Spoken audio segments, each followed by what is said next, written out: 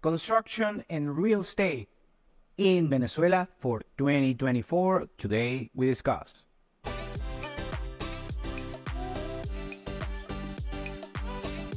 Welcome to Venezuela Insider, the only place in Venezuela for expats, digital nomads, entrepreneurs, investors, travelers, and related internationals.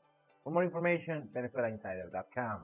So today we are going to talk about how it's doing both the construction sector and the real estate sector in Venezuela for 2024. And this couple of sectors are, intertwined together, and the results are kind of mixed, especially in construction that is not doing as great as the real estate sector.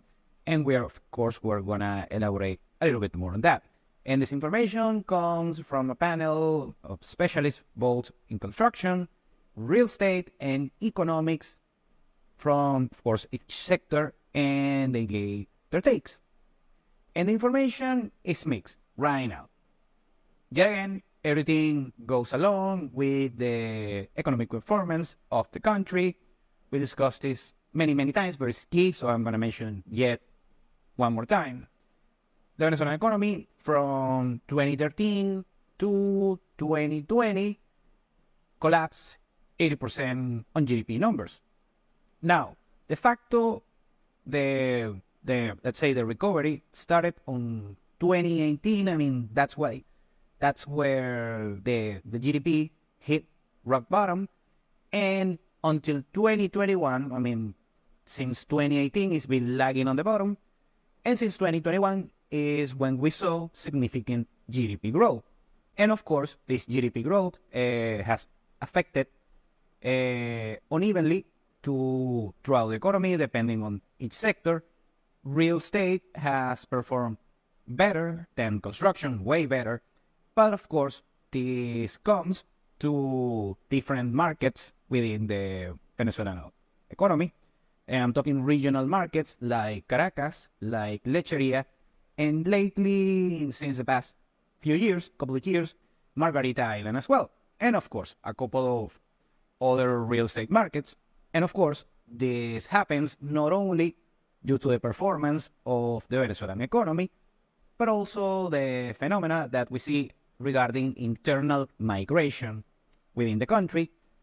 The standards of living in Caracas, Lecheria, and lately Margarita Island have improved significantly since 2018 compared to other regional markets. So many people decided to, instead of sticking to their local market, they look better job opportunities or better standards of living overall in this particular sector. So hence, we have more demand regarding renting, real estate purchasing, and so on and so on.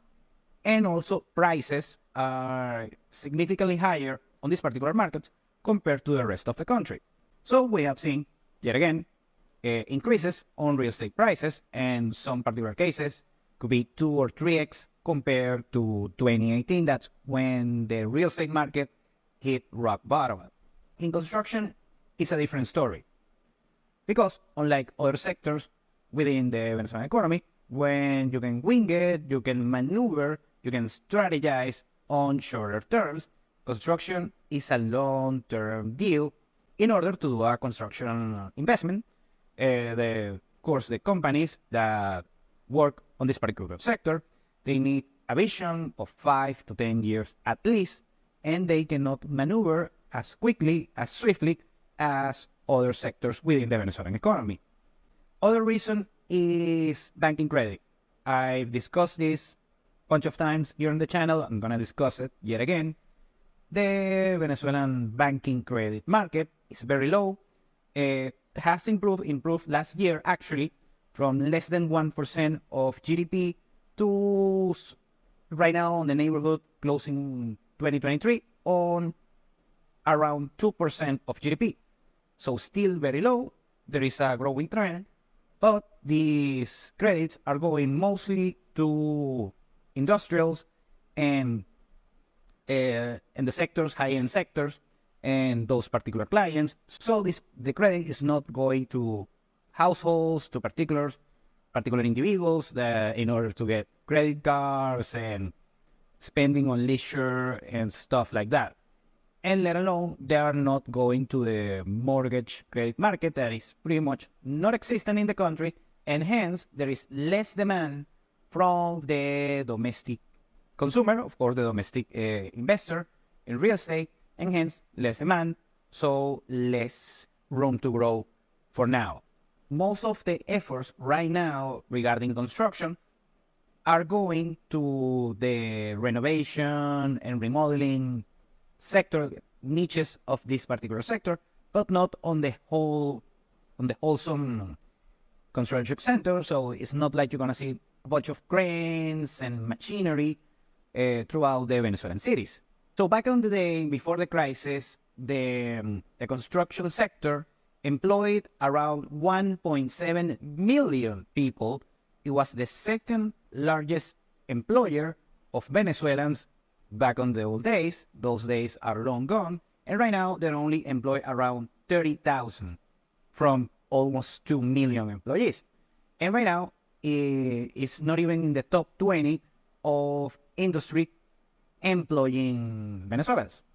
Also, there were some benefits back on the day where a particular public institute, they were able to fund the mortgages for average employers that they had contributions with their salaries, also gather with the employers, so they had this particular fund when they can access to credits to cheap housing.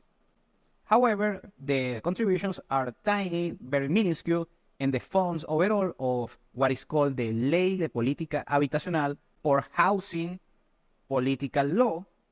So they right now is pretty much useless for the Venezuelan employer, and also the working conditions of the employees right now is dreadful. So it's not poised to grow on the near future.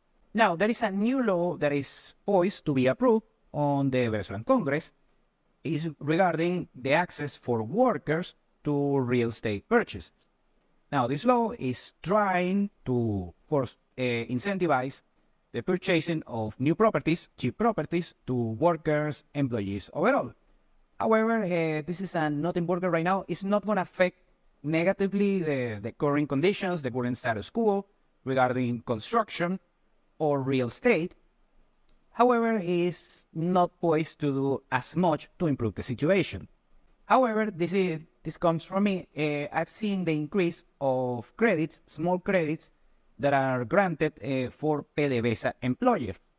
These credits are going, they have been improving since the past couple of years to PDVSA workers. PDVSA, remember, is the biggest company, public company that we have in Venezuela. Is the state-owned oil company. And right now, the past 2 or 3 years, according to the people that I know, they work on PDVSA, they have improved first the income that they got from the company and a bunch of benefits compared to, let's say, 5 or 6 years ago. So that's good news. And also they are stimulating the employees in PDVSA in order to get credit for cheaper housing.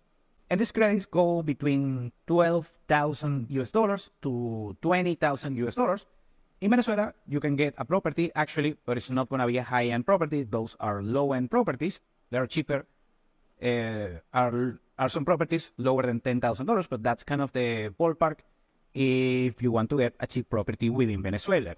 Other issues regarding purchasing properties here in Venezuela is the registration process. I've mentioned this a couple of times, and of course my clients are fully aware of this, is that when you purchase a property, the law says that you pay a tax around 2% of the value of the property. However, in practice, you end up paying between 5 to 10%, and in some particular cases, it could be around 40% of the property. That's insane. And the issue is that when the registration office has their own, accounts and their own estimates of how much the property is worth according to them. So it's not a property-to-property case. It's just a standardized prices and estimations, and usually they get these dreadful appraisals on each property that is sold and of course registered to any particular office, regional office of the registration office, depending on the municipality where such property is being purchased. Another big issue regarding the registration of the property comes from, of course, the government agency that is known as SAREN, SIREN, that is the Venezuelan public agency regarding documentation and registration. And what happens with the SAREN is that right now there are extra legal hurdles in order for foreigners to purchase properties. And this is a nightmare to deal with, so it makes even harder for internationals in order to purchase a property. And this process is dreadful, is tiresome, is long, and also hinders foreign direct investing regarding real estate within Venezuela. Okay, mostly bad news right now that we have. However, there is some silver lining regarding the situation. First is some domestic markets are growing, actually are growing heavily, depending on, I would say the top 5 markets are growing significantly, starting for the east side of Caracas.